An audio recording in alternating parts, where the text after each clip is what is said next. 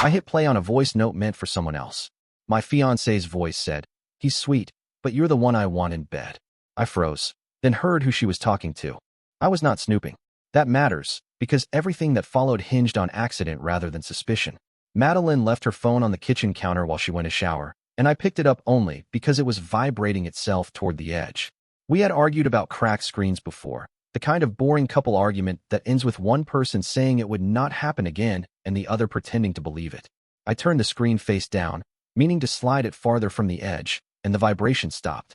Then it started again. A notification banner flashed just long enough for me to register that it was a voice message. I did not open it at first. I set the phone down and walked away.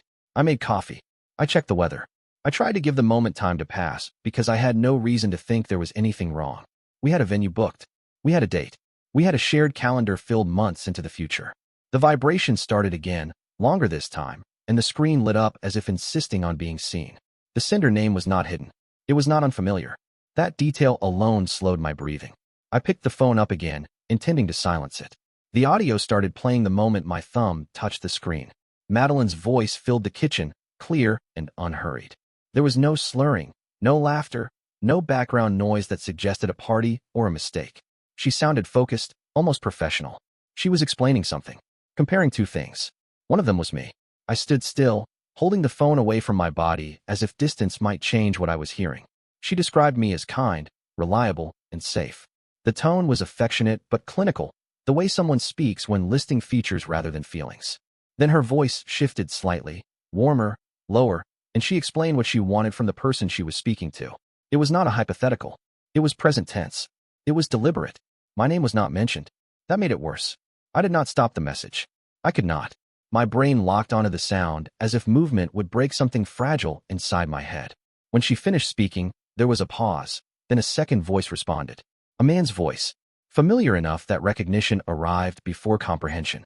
The voice belonged to Dylan Moore. Dylan was not a stranger. He had been in our apartment. He had been at dinners. He had helped me carry boxes when we moved last spring. He worked in an adjacent industry and shared overlapping social space with us. Close enough to be present, but distant enough to avoid scrutiny. He sounded relaxed, almost amused, as if the conversation was routine. The realization landed in pieces. This was not an old message. This was not a recording meant for later. This was active. I was standing in my kitchen, listening to a conversation that was still happening. The shower turned off. I locked the phone screen without thinking and placed it back on the counter exactly where it had been. My hands were shaking, but not violently. It felt like my body had chosen efficiency over panic. I stepped back, leaned against the refrigerator, and tried to align my breathing with the hum of the appliance. Madeline walked into the kitchen wearing a robe, towel around her hair, already talking about a meeting she had later that afternoon. She stopped mid-sentence when she saw my face. Her eyes flicked to the counter. She knew immediately. There was no denial, no performance. She adjusted, the way someone does when a plan changes, but the objective remains the same. She reached for the phone and checked the screen. The calmness of the movement was more unsettling than any reaction could have been. She started explaining without raising her voice. The explanation was not emotional. It was strategic. She framed the situation as something that had gotten complicated, something that required context and patience. She spoke as if she were managing fallout rather than acknowledging harm. I listened without interrupting, not because I agreed, but because I needed information. Every sentence confirmed what the voice note had already revealed. This was not new. This was not impulsive. This was a structure. Madeline talked about timing, about pressure, about expectations. She described our engagement as a sequence of steps that made sense on paper. Stability, optics, shared history. She described Dylan as chemistry, momentum, and future alignment. The language mattered. She did not speak about love. She spoke about suitability. When I asked how long, she hesitated just long enough to calculate the cost of honesty. Then she gave a number that felt rehearsed. I nodded, not because I accepted it, but because I wanted to see what she would do next. What she did was try to anchor me. She reminded me of plans we had made. Deposits, family expectations, shared obligations that would become inconvenient if disrupted. She was not threatening. She was outlining consequences, the way someone does when they assume cooperation is still possible. That assumption broke something open in my chest. I told her I needed air and walked out before she could respond. I did not slam the door. I did not announce anything. I stepped into the hallway and let the door close behind me like any other morning departure. Outside, the building felt louder than usual. A neighbor's dog barked. Someone laughed on a balcony above me. Life continued at a pace that made my internal stillness feel unreal. I walked for nearly an hour without direction. My phone buzzed with messages from Madeline that I did not open. I needed space to think without her voice shaping the narrative. When I returned, the apartment was empty. Her shoes were gone. The phone charger was missing from the outlet. She had left intentionally, not impulsively. That night, Avery Collins called me. Avery was a mutual friend, closer to me than to Madeline, but still within her orbit. Avery asked if everything was okay in a way that signaled awareness without accusation. I said I was fine. Avery paused, then said there were rumors moving faster than expected. That sentence changed the temperature of the situation. Over the next 2 days, events stacked. A vendor emailed asking to reroute payments. A calendar invite disappeared without explanation. A colleague named Spencer Walsh made an offhand comment at work about hearing that my wedding date might shift. None of these things were dramatic on their own. Together, they formed a pattern. Madeline had been preparing for multiple outcomes. I learned that Dylan believed he was stepping into a role that had already been vacated. He thought I knew. He thought I had agreed to transition quietly. That assumption had been planted deliberately. By the end of the week, I understood something that reframed everything. The voice note was not reckless. It was confident. Madeline believed she was managing people, not betraying them. She believed predictability was control. She was wrong. I did not confront her again that week. I did not need to. The structure she built required silence to function, and silence was no longer guaranteed. The engagement did not end that day. It cracked, and cracks spread faster than explosions. The silence after the first crack did not last. It never does when too many people are standing on the same surface. Madeline returned 3 days later as if nothing had shifted. She moved through the apartment with controlled normality, reorganizing small things that did not matter and avoiding the ones that did. She did not apologize. She did not explain further. She behaved like someone waiting for a negotiation window to reopen. I stayed functional. I went to work. I answered emails. I met deadlines. That normalcy gave me something valuable because it allowed the rest of the world to move without me chasing it. Information started arriving on its own. A catering invoice appeared in my inbox that I had never approved. The amount was larger than expected and split into 2 separate deposits, one scheduled weeks earlier than agreed. The contact name on the invoice was Paula Knox, someone Madeline had insisted on managing directly. I called the number listed, expecting a simple clarification. Paula sounded uncomfortable from the start. She confirmed the invoice, confirmed the split payments, then hesitated when I asked who authorized the change. She corrected herself twice before saying Madeline had explained the need for flexibility due to uncertainty around attendance and guest distribution. The phrasing was odd. Guests did not get redistributed weeks before a wedding. Later that afternoon, Kevin Brooks texted me asking whether I was still attending a conference in Denver the following month. I told him I had never planned to attend. Kevin replied that Madeline had mentioned it casually during a group lunch, saying the timing worked well with her schedule. She had been speaking in futures I did not recognize. The pattern sharpened quickly. I learned from Spencer Walsh that Madeline had floated the idea of downsizing our apartment after the wedding, framing it as a temporary adjustment while I focused on work. That was new. I learned from Avery Collins that Madeline had been asking questions about mutual friend loyalty weeks earlier, phrasing them as hypotheticals about conflict resolution. She had been stress testing people. Dylan Moore did not contact me directly at first. He circled instead, appearing more frequently in shared spaces and acting as if familiarity alone could smooth over whatever was coming. He was polite. He was careful. He behaved like someone who believed the transition was already approved. That belief cracked during a work mixer hosted by a third-party firm neither of us controlled. Madeline arrived late, dressed for attention but not for confrontation. Dylan was already there, speaking to a group that included colleagues of mine who had no idea they were standing inside a fault line. I stayed near the back, listening more than watching. The moment came without drama. Someone congratulated Madeline on the engagement and asked how the planning was going.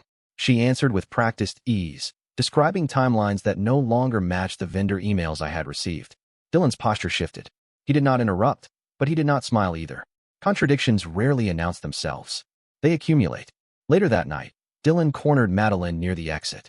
I did not approach them. I did not need to. His face told the story when he looked past her and saw me watching from a distance. Confusion registered first, then calculation. He left early. The next morning, my phone lit up with missed calls from a number I did not recognize. I let them go to voicemail.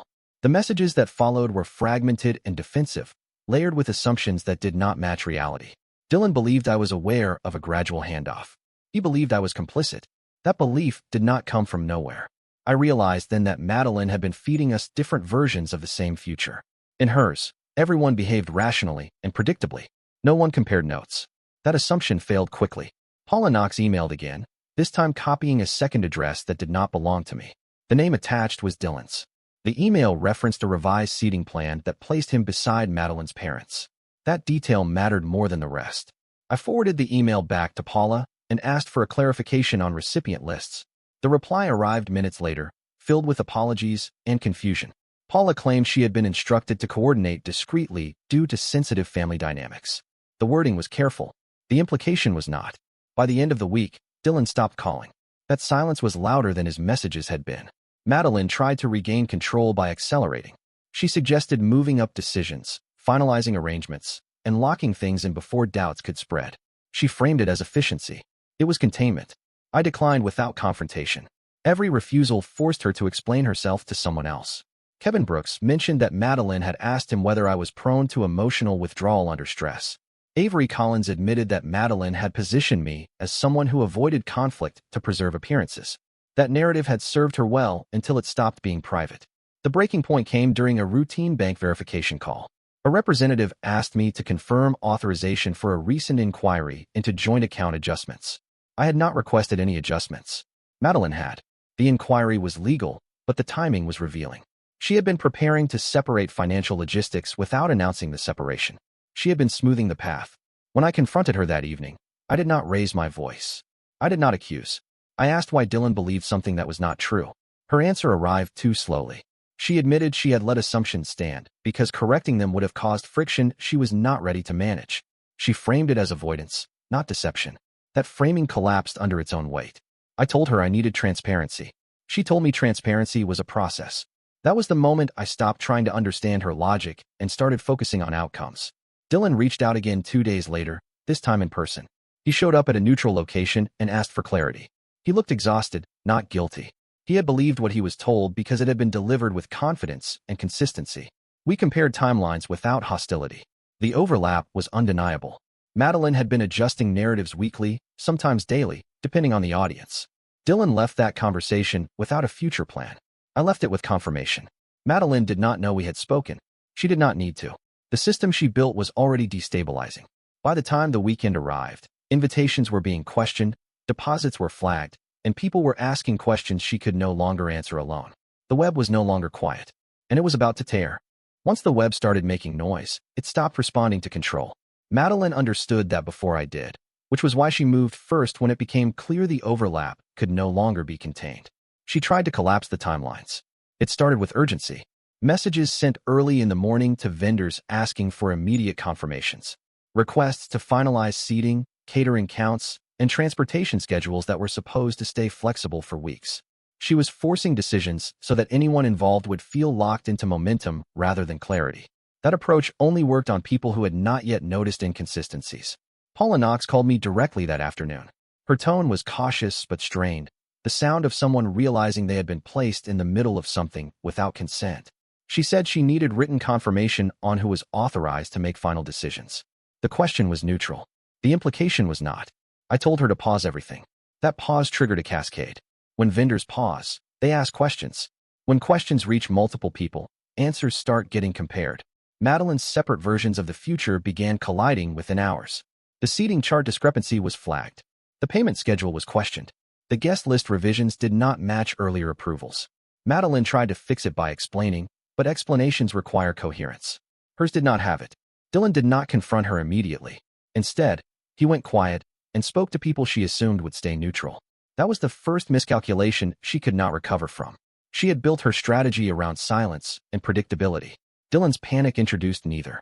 He contacted Spencer Walsh under the pretense of verifying dates for a professional event. Spencer corrected him casually, assuming shared knowledge. That assumption shattered whatever remained of Dylan's confidence. By the time Dylan approached Madeline, he was not asking questions. He was demanding alignment. I was not present for that confrontation, but I did not need to be. The aftershocks reached me quickly. Madeline's phone lit up repeatedly while she was in the shower. She did not bring it with her this time. She had started guarding it carefully, but urgency had overridden habit. I did not answer it. Later that evening, Madeline returned with a version of urgency that bordered on aggression. She spoke faster. She framed the situation as a misunderstanding spiraling out of control because people were interfering.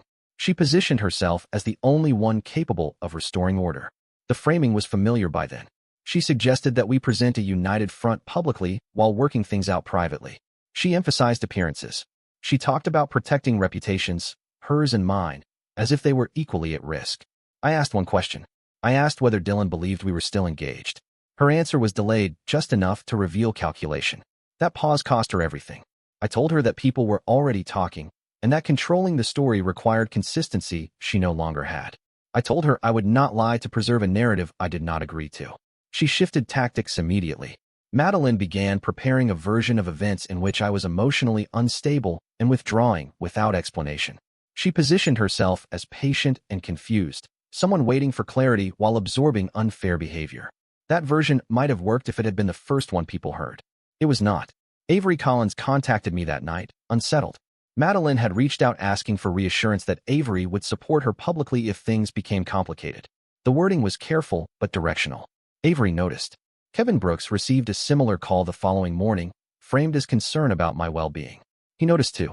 By midday, Madeline had told 3 different people 3 different versions of the same concern. None of them aligned. The collapse accelerated when Dylan sent a message to a group that included both professional and social contacts, asking for clarification about an event date he believed had already been adjusted. The responses contradicted each other within minutes. There was no confrontation, no shouting, no dramatic exposure. There was only confusion, and confusion is louder than accusation. Madeline tried to regain control by confronting me directly, accusing me of sabotaging things through inaction.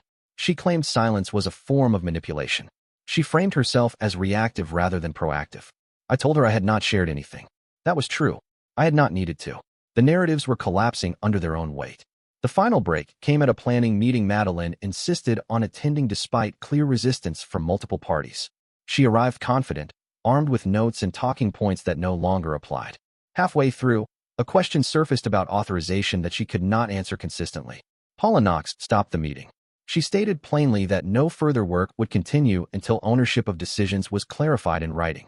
She listed discrepancies without emotion, the way professionals do when protecting themselves. Each point landed cleanly, without drama. Madeline tried to explain context. Paula refused it. That moment changed the room. People stopped looking at Madeline for direction. They looked at each other instead. That shift was subtle but irreversible. Authority does not disappear loudly. It erodes. After the meeting, Madeline called Dylan repeatedly. He did not answer. He had already removed himself from the situation, not out of integrity, but self-preservation. He understood too late that the structure he thought he was entering was built on instability. That evening, Madeline attempted one last pivot. She suggested postponing the wedding publicly while framing it privately as my decision.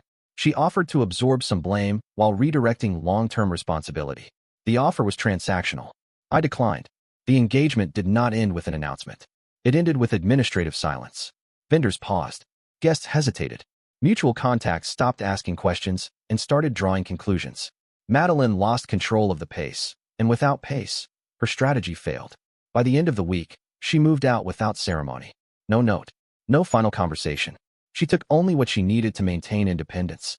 That departure was not dramatic. It was tactical. The damage was already done.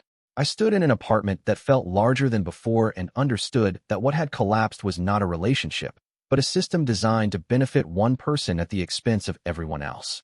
And systems do not fail quietly. They fail all at once. The quiet after the collapse felt unnatural at first, like a power outage in a city that did not know what to do with darkness. Messages slowed. Calls stopped. Calendars cleared themselves without explanation.